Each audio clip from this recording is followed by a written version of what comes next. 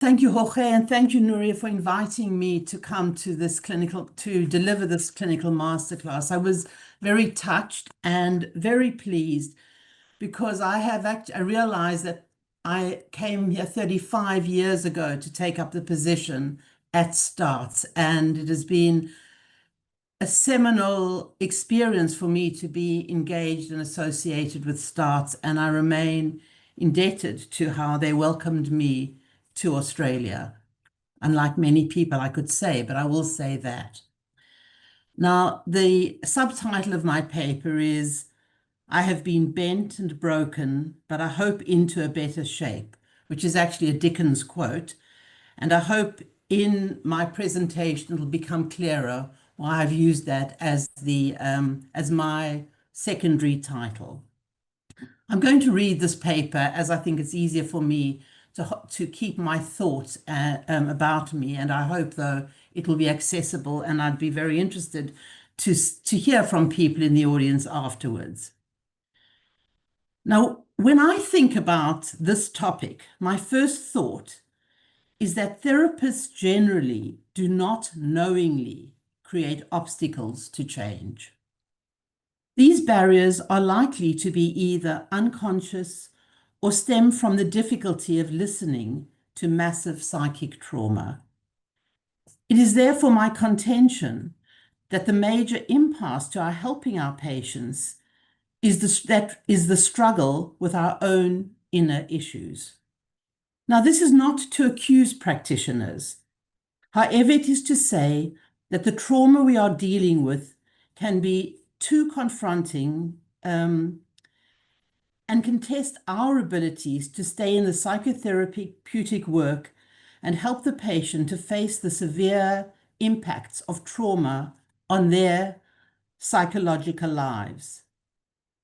Today, I'm going to use psychoanalytic thinking to help us to understand the psychological issues that can arise when working with people who have suffered massive torture and trauma.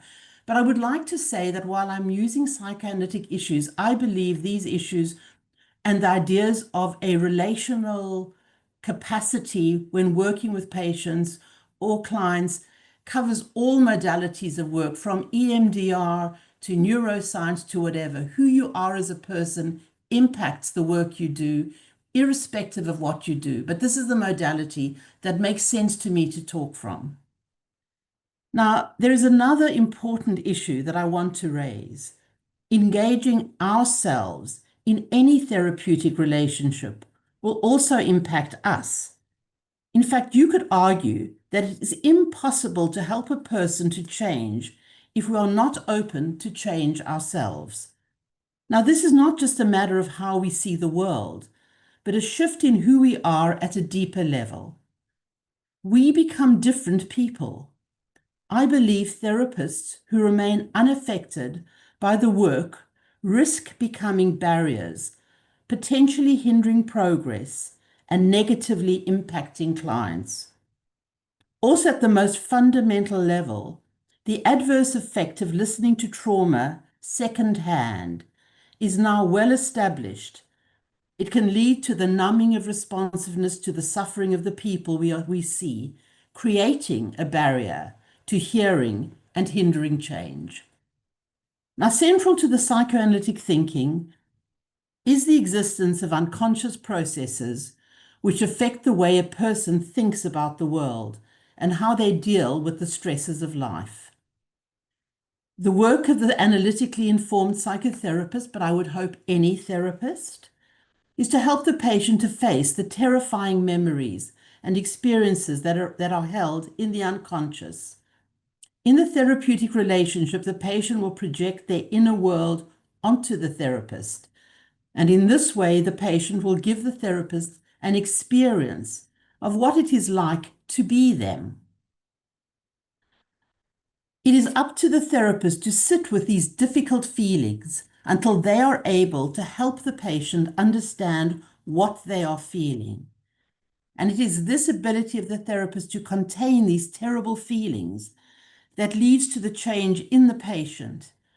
It gives them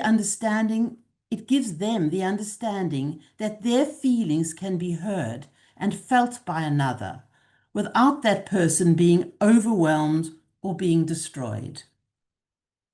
Now, the therapist's close attention to the often subtle features of the relationship deepens the work. Margaret Little suggested that the therapist should be constantly asking how they are feeling and why they are feeling this way in the moment.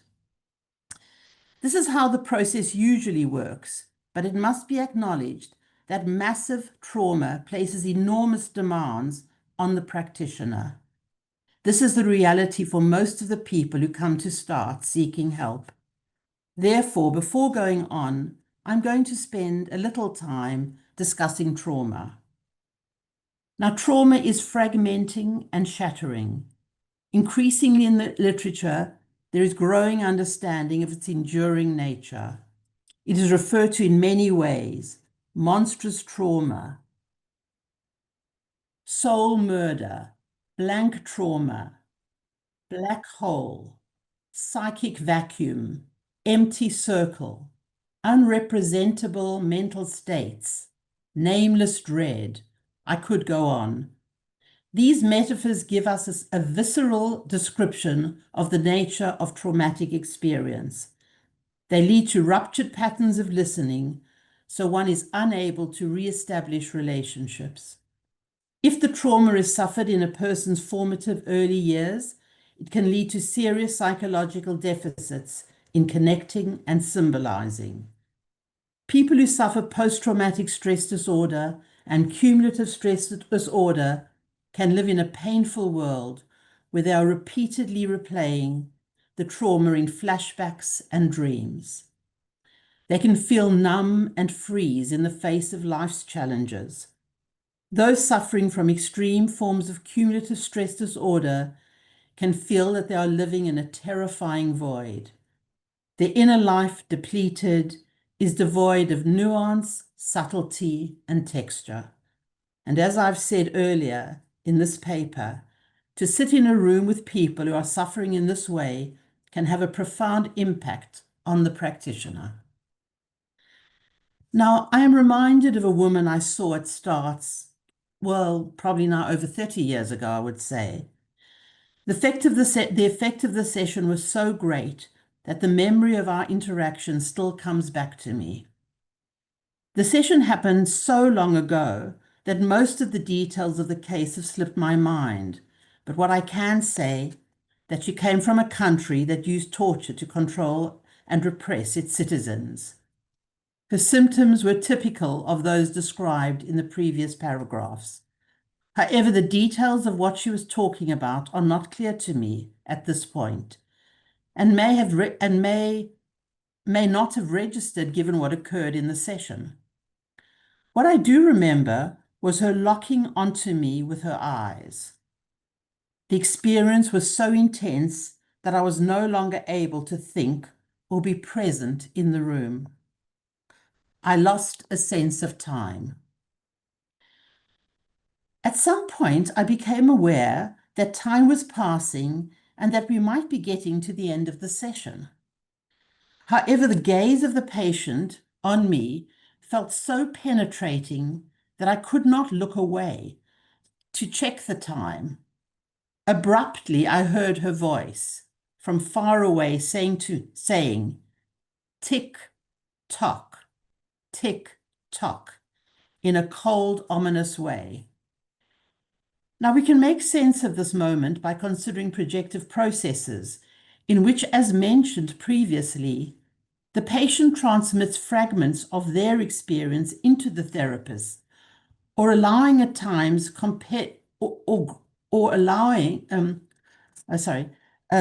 into the therapist, allowing or at times compelling the therapist to make some sense of the patient's experience. This understanding not only frees us from the traumatic experience, but it also helps the therapy progress. Now, I first want to describe how these moments are understood through the process of projective identification. At one level, projective identification is based on the idea that the unconscious of one person can communicate with another without passing consciousness or awareness. To some degree, we've all had these experiences. Someone can make us feel strange or small without seemingly having done anything. They have somehow created a feeling in us simply by being who they are. Now, such subtle changes constantly affect relationships, for better or worse. Now, this human ability is useful because it means that a communication can happen between the patient and the therapist without the patient being conscious of what they are doing. Of what they're doing in life. Now, in life, if someone makes us feel peculiar or bad about ourselves, we can move away from them and recover. However, in the therapeutic situation, we need to be prepared to sit in the uncomfortable feeling until something can start to be resolved. Obviously, this process can be confronting with people who have suffered massive torture and trauma. In these cases, the projections can be particularly powerful and the feelings generated of a different order. If the practitioner is too inured, hardened, fragile, desensitized, or frozen themselves, they may resist or block this essential communication. And what I'm trying to suggest that this is a really important communication from the patient to us. Now, this situation has also been described in neuroscience of dissociation. This theory suggests that over time, our brains synchronize to some degree through a process called entrainment. This biological coordination can account for an array of patterns, the contagion of depression, mass hysteria, and even possibly the paranormal perception we call intuition. The integrated coordination of neuronal oscillations facilitates this continuity. However, here, the extreme stress of terror and pain interferes with the developmental integration of these neuronal networks. Information is available, but not integrated, which leads to renegade memories, memories out of sequence, out of context, and out of time. Now, I hope I've used two different modalities to talk about a similar thing. Also to integrate that it's just not one model psychoanalysis that talks about these things, but it's across various modalities. Now, as I've said, these modes of communication help us make sense of what we have experienced. The woman in the above case study was able to get me to feel what she had experienced. Now, I think that I entered a dissociative state, as she had when she was being tortured. At that point, she was overwhelmed and could not think, as happened to me in the room.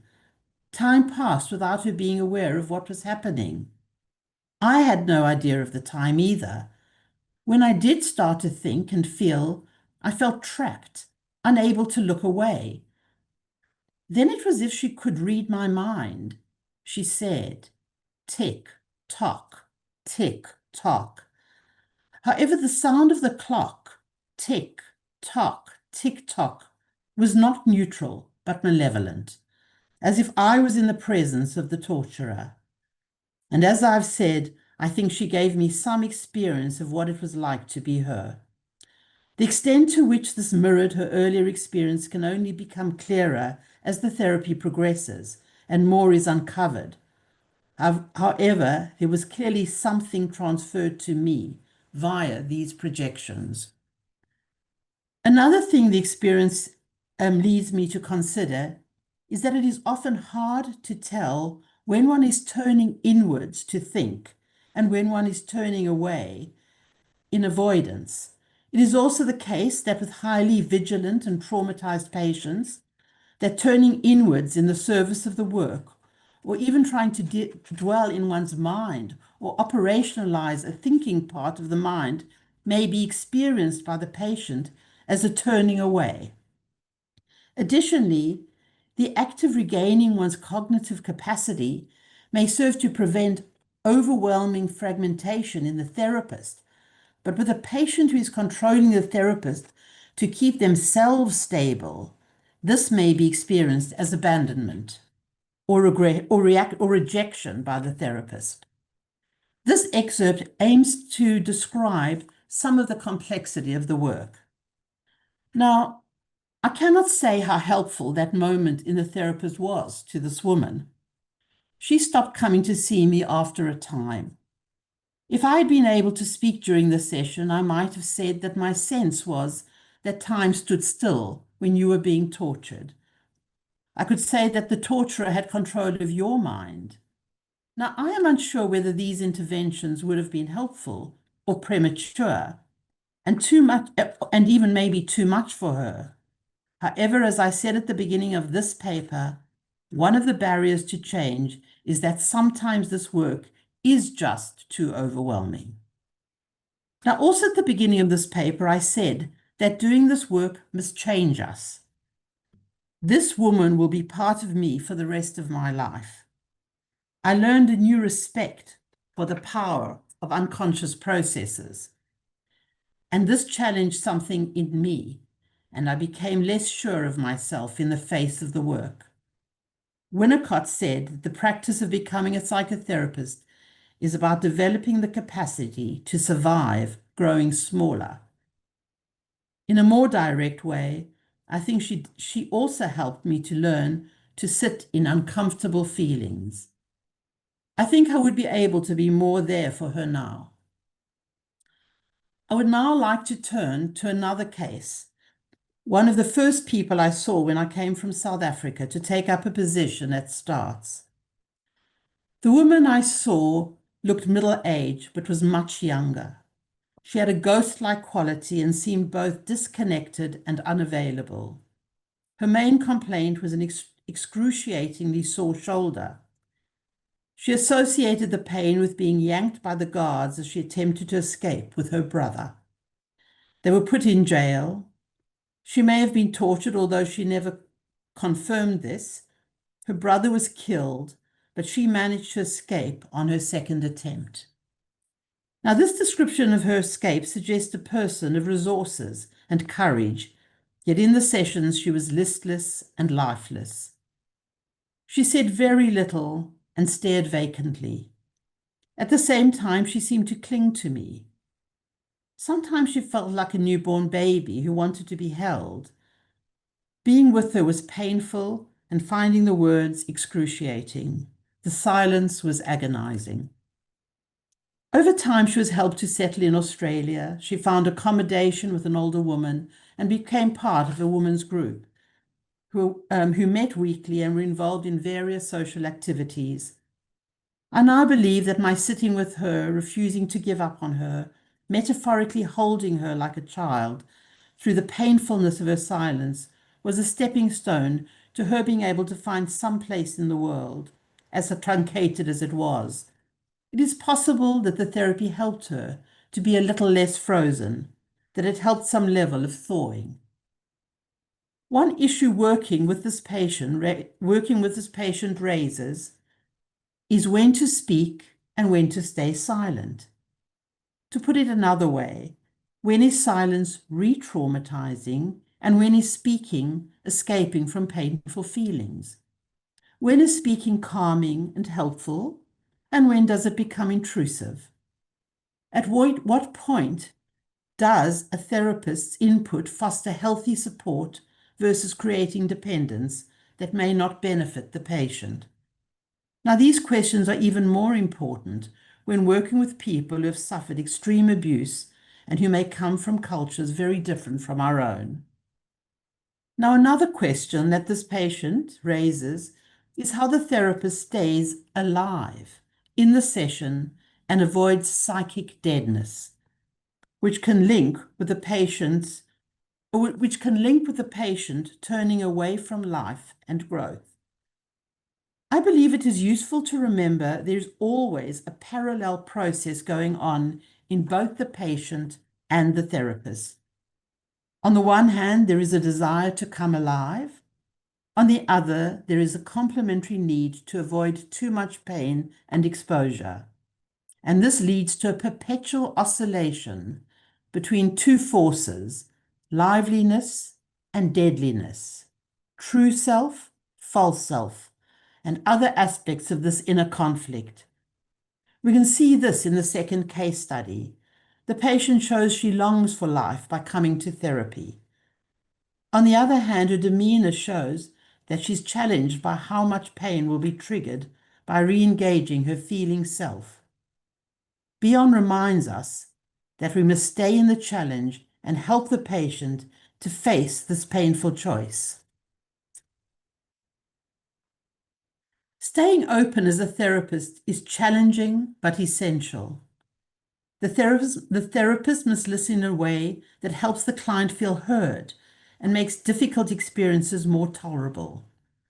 The analogy is the mother's capacity to help the infant take in the external world. The therapist contains what the client brings. The therapist is always engaging in a contemplative reverie to the work and to the patient. On the other hand, it is not always possible for anyone to remain continually open and conscious to horrendous persecution. We all need some reprieve. It is in this conundrum that we swim around so we do not succumb to compassion fatigue, burnout, and exhaustion. To quote Winnicott, we only need a good enough mother, and in this case, therapist. Now, moving on from the case study, there is the question as to how much early experiences will influence how a person will be affected by a severe psychic wound experienced as an adult. A person who has benefited from a good parenting experience may be able to psychically survive a traumatic experience better than someone who has suffered from a traumatic upbringing. However, some traumas may be so destructive that it is completely overwhelming and trumps over any resources the patient may have developed. Now, the other thing we need to consider is that in working with the patient, our own unresolved experiences of trauma may be evoked. And if this is the case, then it will affect our ability to stay open to the patient's trauma, and we may resort to making a premature intervention or interpretation to settle our own feelings. Sometimes understanding this dynamic might be sufficient for the practitioner to stay in the work, or if the problem continues, they may have to find ways to resolve their own inner issues. Now, in addition, staying with these issues, closely listening, staying alive, remaining open, requiring reprieve, dealing with silence, and not making gratuitous interventions to settle ourselves does present complex and almost impossible demands on the therapist when working in massive trauma. This is because it is also true that the horror of the unthinkable cannot be met with silence.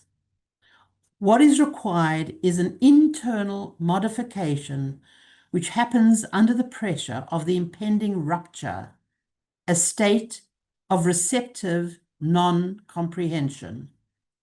Now, what does this mean? I mean, what does this mouthful mean?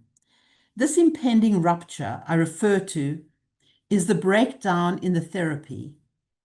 Everything I have tried to describe leads to this point.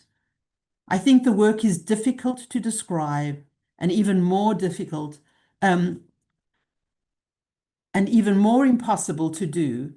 And there are moments where one will fail and others where at a point of excruciating anguish, something may be achieved and the patient will feel this as well.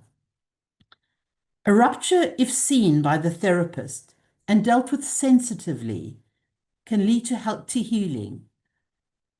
I hope that I have managed to convey some understanding of how we as therapists can deal with our own barriers in order to become catalysts for change. I would now like to share some thoughts from theorists that have proven valuable to me. The work we do is delicately described by psychoanalyst Michael Egan, who said that he often reaches a deep point of not knowing, a kind of creative waiting that shifts the ambience in the room. As time goes on, a person begins to sense something further, perhaps a still point of her own that is a little freeing. It is less a matter of solving problems on their own terms as shifting the center of gravity, allowing something to grow. Another psychoanalyst, Jeff Eaton, says, not only with compassion for the patient's suffering, but for our own vulnerabilities, we gradually gain faith in a rhythm of letting in, letting be, and letting go. Moreover, he offers the following salient summation, which is so apt. Compassion welcomes suffering, and discipline contains it.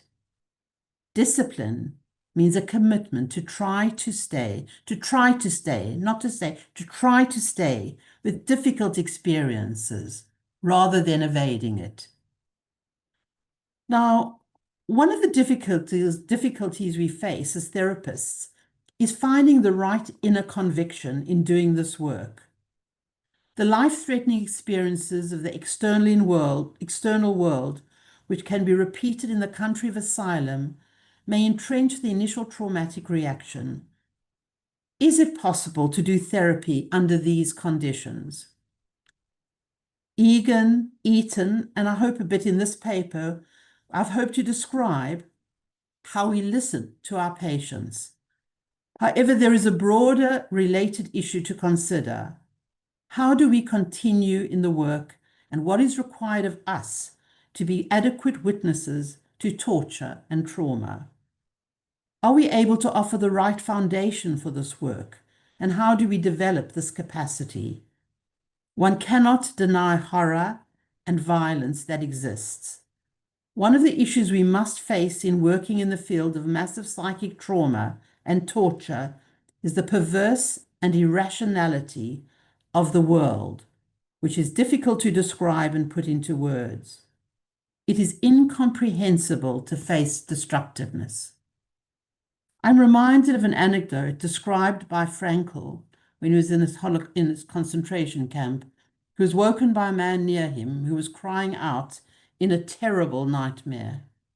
Frankl was about to put out his hand to wake the man, but it occurred to him that no nightmare was as bad as the reality they were living. Primo Levi, in talking about the Holocaust, but we can include all genocide, suggests resisting an understanding of genocide as tragedy, but rather engaging fully with the atrocity, forces us to consider the way we listen. Working in this way shifts the work of the therapy from trying to redeem or provide consolation to fully addressing the horror. Now, this perspective is achieved by adopting a position unconsolable before history, a state of unresolved doubt and reflection rather than redemption. Such recognition prevents false identification or narcissism and grounds mourning in continual critical reflection on past and present injustices. Acknowledging victim suffering imposes a lasting ethical responsibility on us. And I do believe that this goes to the point of the Staats' existence and its position, in Australia or New South Wales. Now, in conclusion, we need to be working in an environment where we feel welcomed and have a sense of camaraderie from fellow practitioners. Having one's own psychotherapy or something similar may help us remain open to the work, but also facilitate us working through our blind spots, which form barriers. Continual learning and growing is essential to the work, as is having supervisors and consultants who one trusts, so one can share openly one's difficulties, where one does not feel judged, but supported in one's own journey. This enables us to guard against the endemic effects of this work so as not to succumb to burnout or compassion fatigue. And it is also vital to remain open to positive life experiences. Now, I would like to finish by describing a meeting of a patient, a young mother, a bicultural counselor from her country, and myself. The young woman would suffer dissociative episodes, and engage in risky behavior. These episodes left her confused, and we were concerned for the young child's safety. The police would often pick her up, but responded to her acting out sympathetically. Now, during one session, she expressed deep feelings of loneliness, isolation, and fear. She said, "What will happen to me when I die? Who will bury me? What will happen to me?" A long, deep, reflective silence ensued. We all sat silently in a strongly connected reverie, suffused with longing, but also connected to our different pasts. In the moment, we all felt far away from home and connected in our distance from our own home countries. And I heard this voice saying, "We all want to go home to die." And with some confusion realized that it was my voice. The shared experience made the absence more palatable for us, I think. At least I hope so. Thank you.